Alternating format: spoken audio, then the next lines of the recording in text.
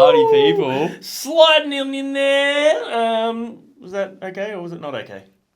Today we're checking out the brand new track, the comeback track from 5 Seconds of Summer. Not okay. I didn't see it. Do it again. Summer. Yeah. I quite like It's that. a very flamboyant summer over If here. you guys need someone to do ASL on stage, there's your guy. He can do one thing. It's just your band. If you have not checked out 5 Seconds of Summer before, this is a band that could be mistaken for like a boy band at times. They probably didn't get the recognition, I think, that they deserved in the actual rock world. They were much more mainstream accessible. Yeah. The lead Aussie singer dudes too as well. Yeah, the lead singer Represent. released a solo album too, which I checked out some of that. It was cool. Was it alright? Yeah, Yeah. I did see that. Do you think this is going to be, because you released a solo thing, do you think this is going to go back a bit more rocky, a bit more pop punky, or do you think this will lean into more of a pop sensibilities? I actually have no idea. I would not be surprised if we hear them. They're a little bit older now. I wouldn't be surprised if we hear even a lean into more of a rock and roll territory. Oh, yeah. Given the fact that guitar-driven music and heavier music is having such a resurgence with TikTok and all that sort of stuff, maybe they'll be like, let's stretch the legs and play some riffs. Okay. I could be totally wrong. Only one way to find out. Hey, if you want to stick around to the end of this video, I want to have a potentially controversial conversation.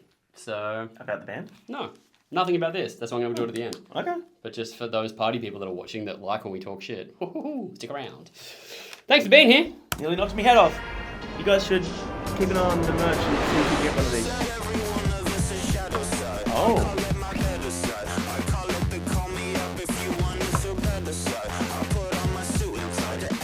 Gorillas or something. Yeah.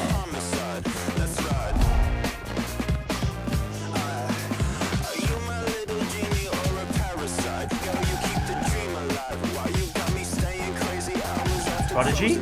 Dude, and one, it's the that noise in the background and also his hair. Yeah. It has like a real prodigy feel, but I'm into this so far. Yeah. Suit. The fits are sick.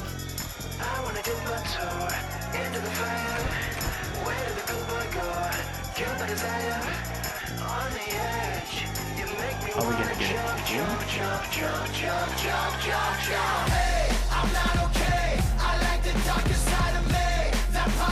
You mean 6? Yep.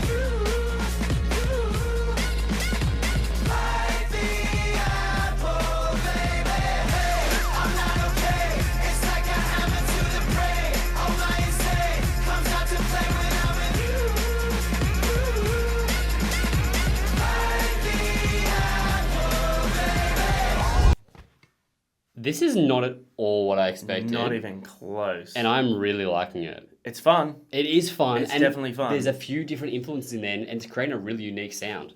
That's so gorillas. Don't want none of that.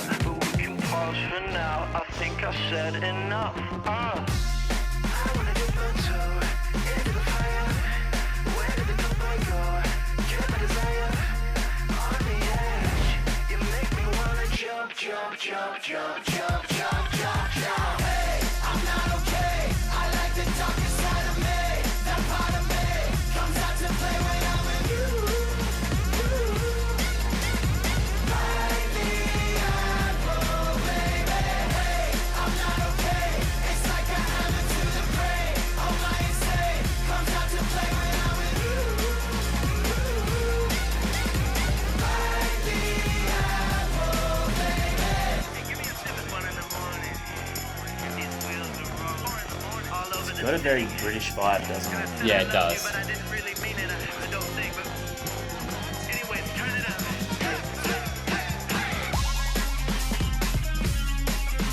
That's a sick effect.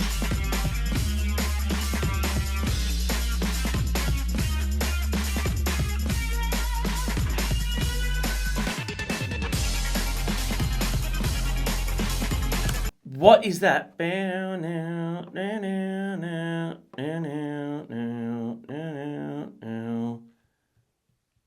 I also hear it, but I can't tell you what it is. Dude, that's it's an homage to a popular like 80s song for sure. Okay.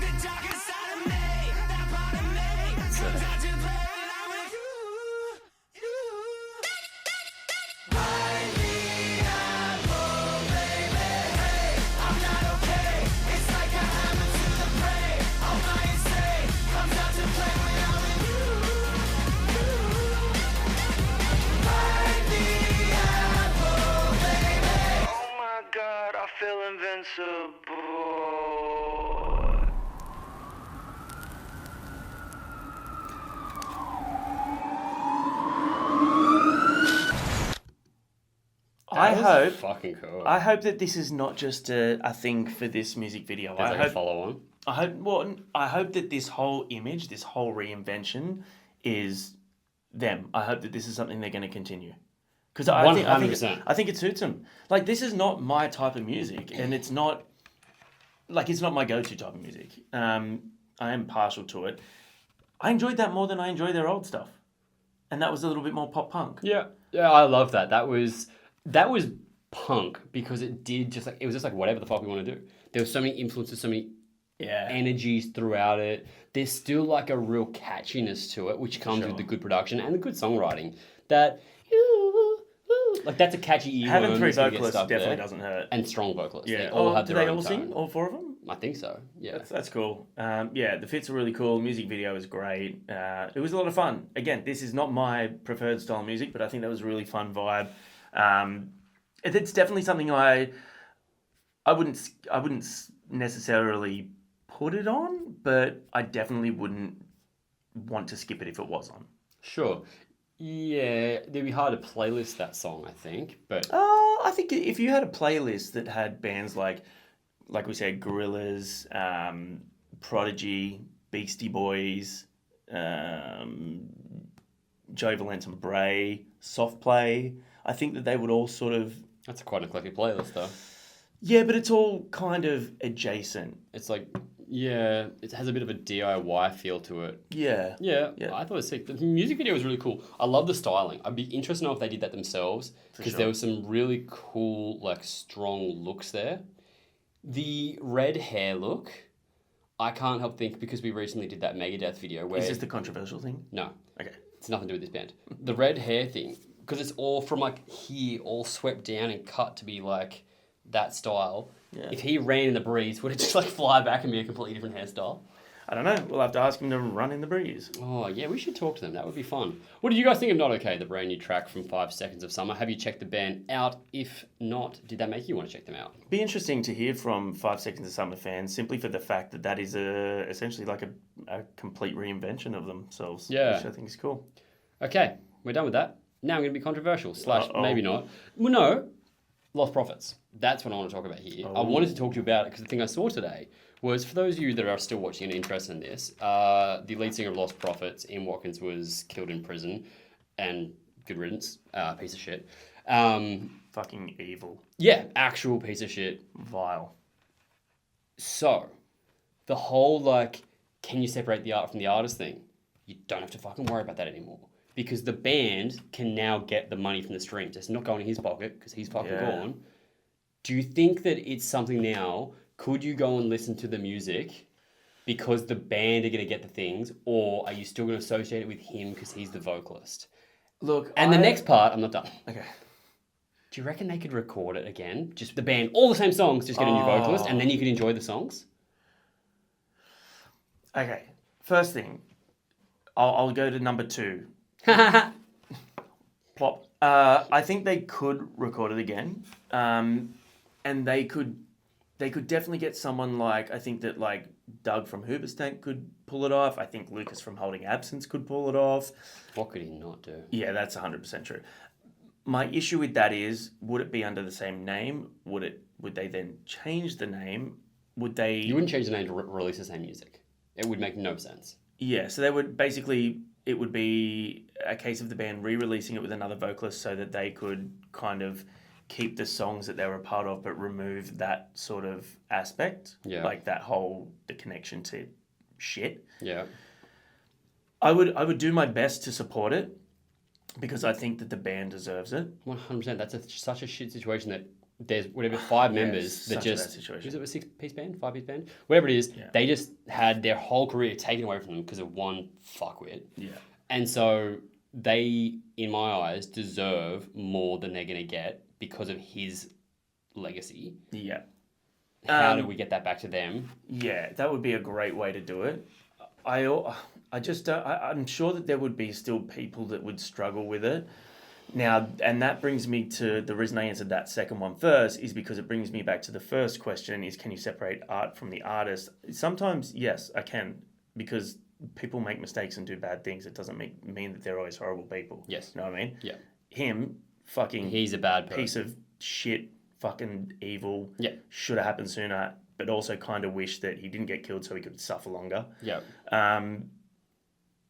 I will be honest, I've tried to go back and listen to it. Yeah. And are we in a guilt? So there's a guy at work who is not involved in music anymore to the same extent and didn't really know too much about it. Yeah.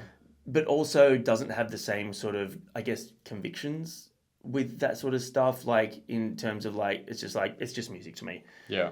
He had it on at work and I was obviously there and I was listening to it and I'm thinking, oh man, I don't know how I feel about this. I'm like, fuck, these are bangers and fuck, this guy had talent.